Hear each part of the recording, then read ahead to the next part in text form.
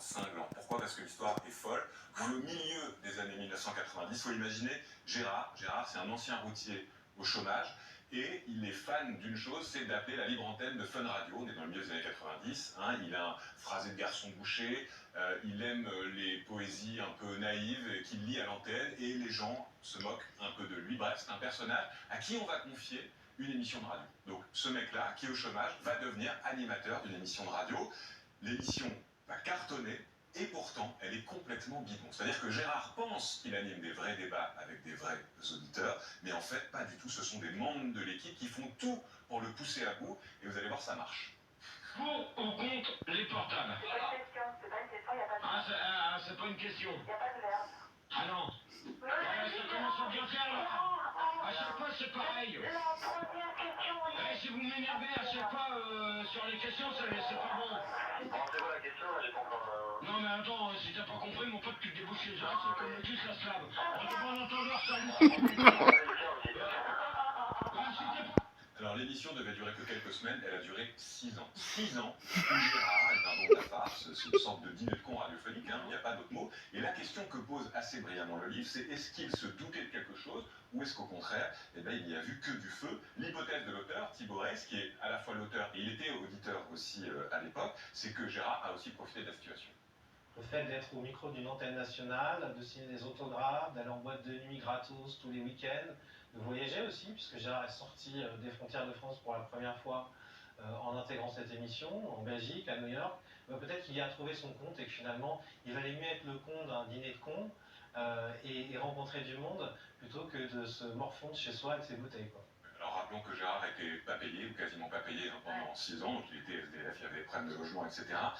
Et malheureusement pour Gérard, quand l'émission s'arrête en 2002, il va se remettre à boire, il va perdre son logement et il va développer un cancer du poumon qui va le faire mourir quelques temps plus tard, et il va être enterré au carré des indigents, pour vous dire à quel point l'histoire est sordide.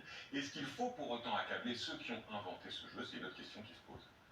Ceux qui se moquaient à l'antenne de Gérard, ce sont les mêmes qui ensuite lui ont apporté des vêtements dans son foyer pour SDF, ce sont les mêmes qui lui ont payé des restos, ce sont les mêmes qui ont essayé de lui faire retrouver du travail. Et donc, il ne faut pas avoir un regard trop dur sur les auditeurs, ce type qui nous faisait rire, mais qui au fond nous touchait quand même beaucoup. Histoire horrible, passionnante et complexe, c'est pourquoi j'ai envie de dire merci finalement à Thibaut Reiss. On a aussi envie de dire merci à Roselyne, qui est la fille de Gérard et qui a aidé à faire en sorte que cette enquête puisse se faire. Thomas, Anne-Sophie, est-ce que vous connaissiez cette histoire? Est-ce que vous étiez adepte des libres antennes à l'époque? Pas du tout. Et je trouve ça... ça me met vraiment mal à l'aise pour le coup qu'on ait abusé à ce point de ce monsieur, de sa naïveté et voilà, de cette espèce de franc-parler comme ça pour faire un peu des moments de radio. Moi, j'adhère pas trop, mais si alors l'autre argument, c'était qu'il avait son libre arbitre et donc chaque semaine, il pouvait revenir ou pas, mais bon, voilà. Oui, bien sûr, mais bon. Ouais. Non, c'est sûr qu'avec du recul, c'est pas drôle, mais je dois avouer que sur le moment, si on m'avait raconté ça, je pense que ça m'aurait fait rire. L'époque a changé. Je pense qu'il faut juste du recul. Je suis pas sûr que ce soit une question d'époque. Je pense qu'il faut juste